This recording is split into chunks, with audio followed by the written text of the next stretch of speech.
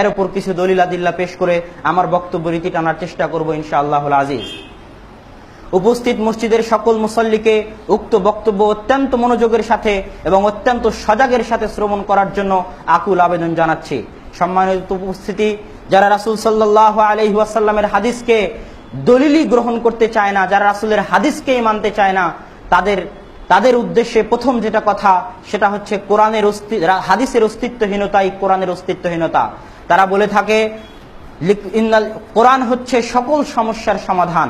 আল্লাহ সুবহানাহু ওয়া তাআলা কোরআনের মধ্যে সকল সমস্যার সমাধান দিয়েছেন, সুতরাং আমরা শুধু কোরআনই মানব, রাসূলের হাদিসের কোনো প্রয়োজন নাই। তাদের উদ্দেশ্যে প্রথম কথা হচ্ছে হাদিসের অস্তিত্বহীনতাই কোরআনের অস্তিত্বহীনতা। কেন? রাসূল সাল্লাল্লাহু আলাইহি ওয়াসাল্লামের প্রতি আজ থেকে 1400 বছর পূর্বে যখন আল্লাহ সুবহানাহু ওয়া তাআলার পক্ষ থেকে কোরআন অবতীর্ণ করা হলো, ইকরা বিসমি রাব্বিকাল্লাযী খালাক, এই 5টি আয়াত যখন অবতীর্ণ করা হলো, তখন আপনাকে কে জানিয়েছিল যে এই 5 আয়াত আল্লাহর কোরআনের আয়াত? যতক্ষণ পর্যন্ত না মুহাম্মদ মুখ দিয়ে বলেছে যে এই আয়াত আল্লাহর পক্ষ থেকে অবতীর্ণ হয়েছে, ততক্ষণ পর্যন্ত আপনার জানার কোনো উপায় নাই যে এই আয়াত আল্লাহ সুবহানাহু ওয়া তাআলার অবতীর্ণ আয়াত। রাসূল সাল্লাল্লাহু আলাইহি ওয়াসাল্লাম তার 23 বছরের জীবনে শুধু কোরআনই মানুষকে শোনাননি, তিনি আরো অনেক হাদিস শুনিয়েছেন, অনেক কথাবার্তা বলেছেন। তার মধ্যে আমি এবং আপনি কিভাবে পার্থক্য করব যে এটা রাসূলের হাদিস আর এটা কোরআনের আয়াত? যতক্ষণ পর্যন্ত না মুহাম্মদ বলে দিবে যে শোনো, এই যে কোরআনের আয়াত অবতীর্ণ হলো, এটাকে অমুক সূরার অমুক আয়াতের অন্তর্ভুক্ত করো, ততক্ষণ পর্যন্ত আমার এবং আপনার বুঝার উপায় নাই যে এটা কোরআনের আয়াত। সুতরাং কোরআনের অস্তিত্ব নির্ভর করছে রাসূলের কথার উপর, রাসূলের হাদিসের উপর। যখন আপনি রাসূলের হাদিসকে অস্বীকার করবেন, তখন আপনি প্রকারান্তরে কোরআনকে অস্বীকার করলেন। হাদিসের অস্তিত্বহীনতাই হচ্ছে রাসূলের কোরআনের অস্তিত্বহীনতা। সুতরাং যারা হাদিসকে অস্বীকার করে তারা প্রকারান্তরে আল্লাহ সুবহানাহু ওয়া তাআলার নিয়ে আসা কোরআনকে অস্বীকার করে। সম্মানিত উপস্থিতি, দ্বিতীয় পয়েন্ট হচ্ছে কোরআন শিখাবে কে? আল্লাহ সুবহানাহু ওয়া তাআলা চাইতেন তাহলে কোরআনকে আসমান থেকে ফেলে দিতেন মানুষের মাঝে, কিন্তু তিনি তা করেননি। তিনি কোরআনের সাথে মুহাম্মদকে পাঠিয়েছেন। মুহাম্মদ তার 23 বছরের জীবনে মানুষকে কোরআন শিখিয়েছেন। কোরআন শিখানোর যদি প্রয়োজনই না থাকতো, তাহলে মুহাম্মদ সাল্লাল্লাহু আলাইহি ওয়াসাল্লামের 23 বছর বেঁচে থাকার কোনো প্রয়োজনই ছিল না। যদি কোরআন শিখার প্রয়োজন থেকে থাকে সাহাবীদের, তাহলে এই প্রয়োজন ততদিন থাকবে যতদিন এই কোরআন থাকবে, আর ওই প্রয়োজন ততদিন পূরণ হবে যতদিন কোরআনের সাথে হাদিস থাকবে। যদি আপনি হাদিসকে অস্বীকার করেন, তাহলে কোরআন ওই দিন মরে গেছে যেই দিন মুহাম্মদ সাল্লাল্লাহু আলাইহি ওয়াসাল্লাম মারা গেছে। সম্মানিত উপস্থিতি, সুতরাং কোরআন শিখার জন্য, কোরআনের ব্যাখ্যা বোঝানোর জন্য রাসূল সাল্লাল্লাহু আলাইহি ওয়াসাল্লামের হাদিস টিকে থাকা অতীব জরুরি, অবধারিত। রাসূলের হাদিস যদি নাই, তাহলে কোরআনও নাই, তথা কোরআনের অর্থই আপনি বুঝতে পারবেন না। হাদিস ছাড়া ইসলামী শরীয়ত অচল। সূরা মায়েদার 3 নম্বর আয়াতে রাসূল আল্লাহ সুবহানাহু ওয়া তাআলা বলছেন, হুররিমাত আলাইকুমুল মাইতাতু ওয়াদ-দাম, তোমাদের উপর মৃত জিনিস এবং রক্তকে আমি হারাম করেছি। আল্লাহ সুবহানাহু ওয়া তাআলা সূরা মায়েদার 3 নম্বর আয়াতে মুসলমানদের জন্য মৃত জিনিসকে এবং রক্তকে হারাম করেছেন। তারপরও আশ্চর্যজনক হলেও সত্য যে মুসলমান কলিজা খায়, মুসলমান পিলিহা খায়, কিন্তু কলিজা এবং পিলিহা রক্তের টুকরা। মুসলমান মরা মাছ খায়, অথচ আল্লাহ সুবহানাহু ওয়া তাআলা সূরা মায়েদার 3 নম্বর আয়াতে বলছেন, আমি তোমাদের জন্য মরা জিনিসকে হারাম করেছি। যারা শুধু কোরআন মানতে চান, তাদের মরা মাছ খাওয়ার কোনো সুযোগ নাই, তাদের কলিজা খাওয়ার কোনো সুযোগ নাই।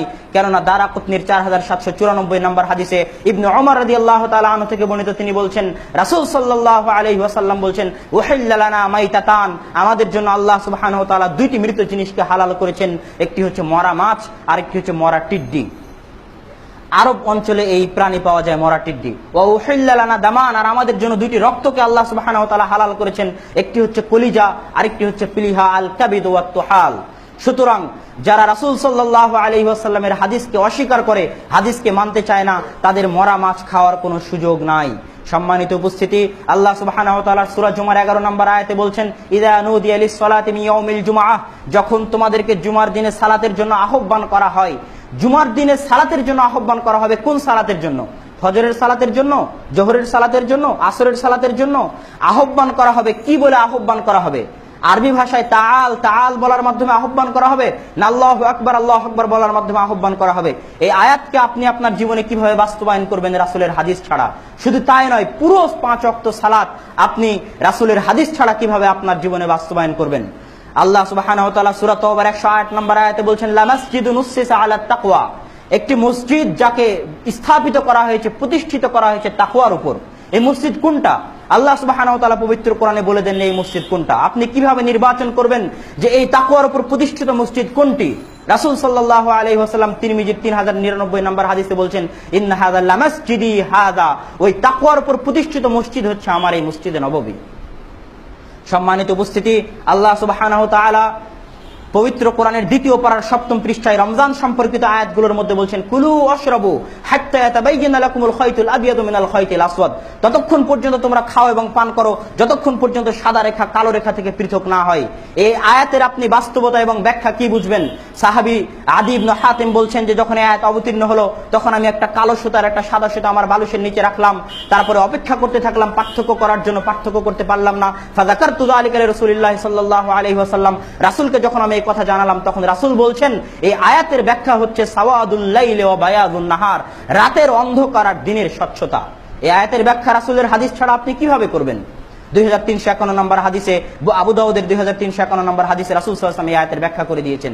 শুধু তাই নয়, মুসলিম সমাজের একটি পূর্ণ অংশ রয়েছে, মানুষের মৃত্যুর পর থেকে নিয়ে কবরে প্রবেশ করানো পর্যন্ত এই পূর্ণ অংশের বিষয়ে পবিত্র কোরআনে কোথাও কিছু বলা নাই। জানাজার সালাত কিভাবে হবে, কিভাবে দাফন কাফন হবে, কিভাবে গোসল হবে, কিভাবে কবরে নামাবেন, এই পূর্ণ অংশের বিষয়ে পবিত্র কোরআনে কোথাও নাই। তাহলে আপনি যারা হাদিসকে অস্বীকার করেন, তাদের লাশ মারা গেলে, লোকজন মারা গেলে আপনি কিভাবে তাকে দাফন কাফন করবেন? সম্মানিত উপস্থিতি, হাদিস ছাড়া ইসলামী শরীয়ত অচল। হাদিস আপনাকে মানতেই হবে। হাদিস হচ্ছে পবিত্র কোরআনের ব্যাখ্যা। আল্লাহ সুবহানাহু ওয়া তাআলা সূরা কিয়ামার 17 থেকে 19 নম্বর আয়াতে দ্ব্যর্থহীন কণ্ঠে বলেছেন, কোরআন এক জিনিস আর কোরআনের ব্যাখ্যা আর এক জিনিস। সুম্মা ইন্না আলাইনা বায়ানা, আমার উপর কোরআনের ব্যাখ্যা বুঝিয়ে দেওয়া দায়িত্ব। আমি শুধু কোরআন মুহাম্মাদের উপর অবতীর্ণ করিনি, বরং কোরআনের ব্যাখ্যাও তাকে বুঝিয়ে দিয়েছি। সূরা বাকারার 151 নম্বর আয়াতে আল্লাহ সুবহানাহু ওয়া তাআলা বলছেন, আরসালনা ফীকুম রাসূলাম মিনকুম ইয়াতলু আলাইকুম আয়াতিনা ওয়া ইউযাক্কিকুম ওয়া ইউআল্লিমুকুমুল কিতাবা ওয়াল হিকমা, তোমাদের মাঝে আমি এমন একজন রাসূল পাঠিয়েছি যে রাসূল তোমাদেরকে শিখিয়ে দিবেন কি? আল কিতাব ওয়াল হিকমা, আল্লাহর কিতাব এবং হিকমা। আল্লাহর কিতাব কোরআন তো আমাদের মাঝে আছে, কিন্তু সেই হিকমা কোথায়? পবিত্র কোরআনের সূরা বাকারার 151 নম্বর আয়াতে আল্লাহ সুবহানাহু ওয়া তাআলা মুহাম্মাদের উপর যে দায়িত্ব দিলেন যে তুমি হিকমা মানুষকে শিখিয়ে দিবে, এই হিকমা কোথায়? এই বিষয়ে মুহাম্মদ সাল্লাল্লাহু আলাইহি ওয়াসাল্লাম নিজেই বলছেন মুসনাদে আহমদের 17174 নম্বর হাদিসে, রাসূল সাল্লাল্লাহু আলাইহি ওয়াসাল্লাম, আলা ইন্নী উতিতুল কিতাবা মিসলাহু মাআহু, সাবধান, আমি শুধু কোরআন নিয়ে আসিনি, অমিসলাহু মাআহু, বরং কোরআনের সাথে অনুরূপ আরো একটি জিনিস নিয়ে এসেছি। রাসূলের পূর্ণ জীবন এবং পূর্ণ ইতিহাস ঘাটলে দেখা যায় যে কোরআন ছাড়া অনুরূপ যে জিনিসটি রাসূল নিয়ে এসেছিলেন সেটাই ছিল রাসূল সাল্লাল্লাহু আলাইহি ওয়াসাল্লামের হাদিস। সম্মানিত উপস্থিতি, রাসূল সাল্লাল্লাহু আলাইহি ওয়াসাল্লামের হাদিস অস্বীকার করার ক্ষেত্রে রাসূলের হাদিস সংকলন সংক্রান্ত কিছু অভিযোগ যা আহলে কোরআন বা রাসূলের হাদিসকে যারা অস্বীকার করে তারা পেশ করে থাকে এবং আমাদের অন্তরেও কাজ করে। এই অভিযোগগুলোর মধ্যে 1 নম্বর অভিযোগ হচ্ছে যে কোরআনকে যেভাবে লিখিত আকারে সংরক্ষিত করা হলো, রাসূলের হাদিসকে কেন সেইভাবে লিখিত আকারে সংরক্ষণ করা হলো না? এই প্রশ্নটা একটা উদ্ভট এবং ভিত্তিহীন প্রশ্ন। পবিত্র কোরআনকে লিখিত আকারে সংরক্ষণ করা হয়নি। পবিত্র কোরআন এবং হাদিস উভয়েরই সংরক্ষণের মূল ভিত্তি হচ্ছে সাহাবায়ে কেরামের স্মৃতিশক্তি, সাহাবায়ে কেরামের মুখস্থ শক্তি। যদি কোরআন সংরক্ষণের মূল ভিত্তি লিখিত হতো, লিখিত রূপ হতো, তাহলে মুহাম্মদ সাল্লাল্লাহু আলাইহি ওয়াসাল্লাম যখন দুনিয়া থেকে চলে গেলেন তখন তার কাছে কেন কোরআনের একটা লিখিত কপি ছিল না? আর কোন সাহাবীর কাছে কেন কোরআনের লিখিত কপি ছিল না? কারো কাছে 1 আয়াত, কারো কাছে 2 আয়াত, কারো কাছে একটা সূরা, এইভাবে কেন ছিল? এগুলো ছিল তারা ওই আয়াত এবং সূরা মুখস্থ করবে, একজনের কাছ থেকে মুখস্থ করা হলে তারা আরেকজনকে দিয়ে দিবে, এই জন্য ছিল। ইয়ারমুকের যুদ্ধে যখন 70-এর অধিক হাফেজ মারা গেল তখন ওমর রাদিয়াল্লাহু তাআলা আনহু আশঙ্কা করলেন যে কোরআন দুনিয়া থেকে উঠে যেতে পারে। তাহলে বোঝা যাচ্ছে যে কোরআন এতদিন টিকে ছিল হাফেজদের স্মৃতি শক্তির উপর ভিত্তি করে। আবু বকর রাদিয়াল্লাহু তাআলা আনহুর সাথে পরামর্শ করে যখন কোরআন জমা করা হলো তখন ওই জমা করা কোরআন হাফেজদের মুখস্থ শক্তির সাথে মিলিয়ে দেখা হলো। কেন হাফেজদের মুখস্থ শক্তির সাথে মিলিয়ে দেখা হলো? মিলিয়ে দেখার পর দেখা যাচ্ছে হাফেজদের স্মৃতি শক্তিতে সূরা তাওবার 2টি আয়াত আছে, কিন্তু লিখিত রূপে আর 2টি আয়াত নাই। তখন খুঁজতে থাকা হলো আর 2টি আয়াত কোথায়। পরে একজন সাহাবীর কাছে পাওয়া গেল। তাহলে বোঝা যাচ্ছে কোরআন এতদিন পর্যন্ত টিকে ছিল সাহাবীদের স্মৃতি শক্তির উপর ভিত্তি করে, এবং আজও পর্যন্ত পবিত্র কোরআন দুনিয়ার বুকে টিকে আছে হাফেজে কোরআনদের মুখস্থ শক্তি এবং স্মৃতি শক্তির উপর ভিত্তি করে। সুতরাং এই উদ্ভট প্রশ্ন যে কোরআনকে লিখিত আকারে সংরক্ষণ করা হয়েছে, হাদিসকে করা হয়নি, এই প্রশ্নটা সম্পূর্ণ ভিত্তিহীন। কোরআন সংরক্ষণ করা হয়েছে মুখস্থ শক্তির মাধ্যমে, কোরআনও সংরক্ষিত হয়েছে মুখস্থ শক্তির মাধ্যমে, হাদিসও সংরক্ষিত হয়েছে মুখস্থ শক্তির মাধ্যমে। পরবর্তীতে কোরআন লিখিত হয়েছে আবু বকরের জামানায়, আর হাদিস লিখিত হওয়া আনুষ্ঠানিকভাবে শুরু হয়েছে ওমর ইবনে আব্দুল আজিজ রাহিমাহুল্লাহর জামানায়। সম্মানিত উপস্থিতি, তারপরে তারা দ্বিতীয় যে প্রশ্নটা করে যে মানলাম কোরআন মুখস্থ শক্তির উপর ভিত্তি করে সংরক্ষণ করা হয়েছে, কিন্তু খোলাফায়ে রাশিদিন কেন শুধু কোরআন জমা করলেন, হাদিস কেন জমা করলেন না? এই প্রশ্নের জবাব আমার এবং আপনার বাস্তব জীবনের সাথে সম্পৃক্ত। আপনার পিতাকে আপনি অত্যন্ত ভালোবাসেন, অত্যন্ত শ্রদ্ধা করেন। আপনার পিতা যেই দিন মারা গেল, আপনার পিতা জীবিত থাকা অবস্থায় তার নিজের ছোট জীবনের কাহিনী বলতেন।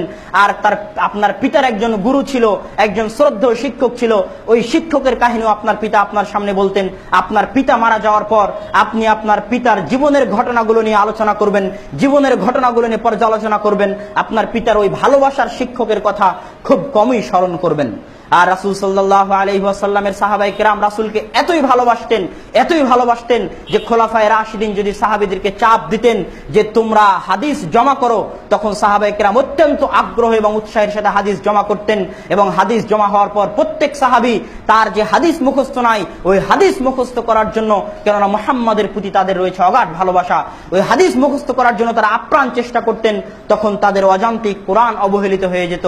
যদি খোলাফায়ে রাশিদিন কোরআন মুখস্থ করার জন্য এবং কোরআনের শিক্ষা চালু করার জন্য চাপ দিতেন, তাহলে কোরআন এবং হাদিস মিলিত হওয়ার, ইখতিলাত হওয়ার আশঙ্কা ছিল। যে ইখতিলাত পূর্ববর্তী উম্মতের হয়েছে, মুসা আলাইহিস সালাতু ওয়াস সালামের সাথে হয়েছে, ঈসা আলাইহিস সালাতু ওয়াস সালামের সাথে হয়েছে, এই আশঙ্কা ছিল। তাই তো খোলাফায়ে রাশিদিন শুধু কোরআন জমা করেছেন। ওমর রাদিয়াল্লাহু তাআলা আনহু হাদিস জমা করার সিদ্ধান্ত নেওয়ার পরেও হাদিস জমা করার সিদ্ধান্ত থেকে এই জন্যই ফিরে এসেছিলেন যে কোরআন এবং হাদিস একসাথে মিশ্রিত হয়ে যেতে পারে। কোরআন যখন মানুষের জেহেনে, মানুষের ব্রেনে আলাদাভাবে বসে গেল, তখন ওমর ইবনে আব্দুল আজিজ রাহিমাহুল্লাহ হাদিসকে আলাদাভাবে জমা করার সিদ্ধান্ত গ্রহণ করলেন।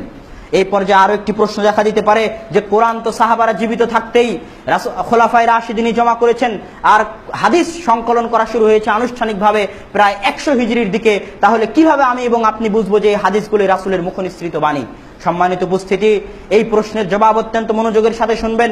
রাসূল সাল্লাল্লাহু আলাইহি ওয়াসাল্লামের হাদিস 100 হিজরিতে আনুষ্ঠানিকভাবে লেখা শুরু হয়েছে, কিন্তু রাসূলের জীবদ্দশাতেই সাহাবায়ে কেরাম রাসূলের হাদিস লিখতেন। আবু দাউদের 3646 নম্বর হাদিস খুলুন। আব্দুল্লাহ বিন আমর রাদিয়াল্লাহু তাআলা আনহু বলছেন, কুনতু আকতুবু কুল্লা শাইইন মা আসমাউ মিন মুহাম্মদ সাল্লাল্লাহু আলাইহি ওয়াসাল্লাম। আমি প্রত্যেক ওই বিষয় লিপিবদ্ধ করতাম যা আমি মুহাম্মদ সাল্লাল্লাহু আলাইহি ওয়াসাল্লামের মুখ থেকে শুনতাম। ফানাহাতনি কুরাইশুন, কুরাইশরা আমাকে নিষেধ করলো যে মুহাম্মদ সাল্লাল্লাহু আলাইহি ওয়াসাল্লামের প্রত্যেক বিষয় লেখো না, কেননা মুহাম্মদ বাশার, ইয়াতাকাল্লামু ফিল গাযাবি ওয়ার রিদা। মুহাম্মদ রাগের মাথায় কথা বলে, মুহাম্মদ সন্তুষ্টির মধ্যেও কথা বলে, ভুল ত্রুটি হয়ে যেতে পারে, মুহাম্মদের সকল কথা তুমি লিপিবদ্ধ করো না। আব্দুল্লাহ বিন আমর বলছেন, ফাযাকারতু যালিকা লিরাসূলিল্লাহ সাল্লাল্লাহু আলাইহি ওয়াসাল্লাম। আমি রাসূলের হাদিস লেখা বন্ধ করে দিলাম এবং রাসূলকে এই ঘটনা রাসূলের সামনে পেশ করলাম। যখন রাসূলের সামনে পেশ করলাম, তখন রাসূল আও মা আবিউসবুহি ইলা ফিহ, রাসূল সাল্লাল্লাহু আলাইহি ওয়াসাল্লাম তার আঙ্গুল দিয়ে তার মুখের দিকে ইশারা করে বলছেন, আব্দুল্লাহ বিন আমর, এই যে উক্তুব ফাওয়াল্লাযী নাফসি বিয়াদিহি, লেখো ওই সত্তার কসম যেই সত্তার হাতে মুহাম্মদের প্রাণ রয়েছে, মা ইয়াখরুজু মিন হাযা, এই মুখ থেকে বের হয় না ইল্লা হক, এই মুখ থেকে, এই জিহ্বা থেকে, এই ছোটের মধ্যে থেকে, মুহাম্মদের এই জিহ্বা এবং জবান থেকে হক, সত্য ছাড়া আর কিছুই বের হয় না। ফাকতুব, অতএব তুমি লেখো। আবু হুরায়রা রাদিয়াল্লাহু তাআলা আনহু বলছেন বুখারীর কিতাবুল ইলমে যে মা মিন আসহাবিন নবী সাল্লাল্লাহু আলাইহি ওয়াসাল্লাম, রাসূল সাল্লাল্লাহু আলাইহি ওয়াসাল্লামের কোন সাহাবী নাই যে আমার চাইতে বেশি হাদিস জানে ইল্লা আব্দুল্লাহ বিন আমর, আব্দুল্লাহ বিন আমর ব্যতীত। কেননা আব্দুল্লাহ বিন আমর কানা ইয়াকতুবু, সে হাদিস লিখতো, ওয়া আনা লা আকতুবু, আর আমি আবু হুরায়রা হাদিস লিখতাম না, আমি মুখস্থ করতাম। সম্মানিত উপস্থিতি, এই দুটি হাদিস এছাড়াও আরো দলিল নিতে পারেন আবু বকর রাদিয়াল্লাহু তাআলা আনহু। আবু বকর রাদিয়াল্লাহু তাআলা আনহুর নিকটে যাকাতের যে হুকুম আহকাম, কয়টা উট হলে কয়টা যাকাত দেওয়া লাগবে, কত টাকা হলে কত টাকা যাকাত দেওয়া লাগবে, এই লিখিত রূপ ছিল। তিনি লিখিতভাবে সকল গভর্নরের কাছে পাঠিয়েছিলেন। আলী রাদিয়াল্লাহু তাআলা আনহুর কাছে দিয়াত এবং কিসাসের হুকুম লিপিবদ্ধ ছিল। এবং আরো অনেক এবং বহু প্রমাণ পাওয়া যায় যে সাহাবায়ে কিরাম রাসূল সাল্লাল্লাহু আলাইহি ওয়াসাল্লামের সময় থেকে হাদিস লিপিবদ্ধ করতেন। তারপরে দ্বিতীয় যেটা কথা, যে আমলের মাধ্যমে সাহাবায়ে কেরাম রাসূলের হাদিসকে সবচাইতে বেশি সংরক্ষণ করেছেন। কিভাবে? অত্যন্ত মনোযোগ দিয়ে উদাহরণটা শুনুন। একজন ইঞ্জিনিয়ার যখন একটা বাড়ি তৈরি করে, তখন তার প্ল্যান, ডেমোচিত্র তৈরি করে। ওই প্ল্যানের উপর ভিত্তি করে যখন বাড়িটা তৈরি হয়ে যায়, বাড়ি তৈরি হয়ে যাওয়ার পর যদি প্ল্যান নষ্ট হয়ে যায়, তাহলে পরবর্তী যুগে ওই বাড়ি দেখে 1000 বার ওই প্ল্যান তৈরি করতে পারবে যে কোনো ইঞ্জিনিয়ার। যদি প্ল্যানের উপর ভিত্তি করে বাড়ি তৈরি হয়ে যায় তাহলে ওই প্ল্যান নষ্ট হোক তাতে যায় আসে না, কিন্তু ওই বিল্ডিং দেখে ওই বাড়ি দেখে পরবর্তীতে হাজারো বার প্ল্যান তৈরি করা যাবে। রাসূলের হাদিস ছিল ইসলামী মুসলিম সমাজের প্ল্যানের, আল্লাহ প্রদত্ত প্ল্যানের চিত্র। সেই চিত্র রাসূল সাল্লাল্লাহু আলাইহি ওয়াসাল্লাম তার জীবদ্দশাতে বাস্তবায়ন করে গেছেন এবং পরবর্তীতে খোলাফায়ে রাশিদিনের 30 বছরের সময়ে এই প্ল্যান পুরো সমাজে রাষ্ট্রীয়ভাবে পালিত হয়ে এসেছে এবং তারপরে সাহাবীদের জীবনে পালিত হয়ে এসেছে। সুতরাং সাহাবায়ে কেরাম আমলের মাধ্যমে রাসূল সাল্লাল্লাহু আলাইহি ওয়াসাল্লামের হাদিসকে জীবিত করে রেখেছেন। জীবিত করার মাধ্যমে সাহাবায়ে কেরাম রাসূলের হাদিসকে সংরক্ষণ করার সবচাইতে বড় কাজটি করেছেন। সুতরাং হাদিস সাহাবায়ে কেরামের আমল দেখে এবং রাষ্ট্রীয় পরিচালনা নীতি দেখে নতুন করে হাদিস লিপিবদ্ধ করা যেত যে রাসূল এটা করতেন, রাসূল এটা বলতেন। সুতরাং 100 হিজরির দিকে ওমর ইবনে আব্দুল আজিজ রাহিমাহুল্লাহ আনুষ্ঠানিকভাবে যে হাদিস সংকলনের যাত্রা করেছিলেন সেই সকল হাদিস ছিল রাসূল সাল্লাল্লাহু আলাইহি ওয়াসাল্লামের মুখ নিঃসৃত হাদিস, এতে বিন্দুমাত্র সন্দেহের অবকাশ নাই। সম্মানিত উপস্থিতি, এতক্ষণ পর্যন্ত যা আলোচনা করলাম এটা তাদের উদ্দেশ্যে যারা হাদিসকে দলিল হিসেবে গ্রহণ করতেই চায় না। এবার আসি যারা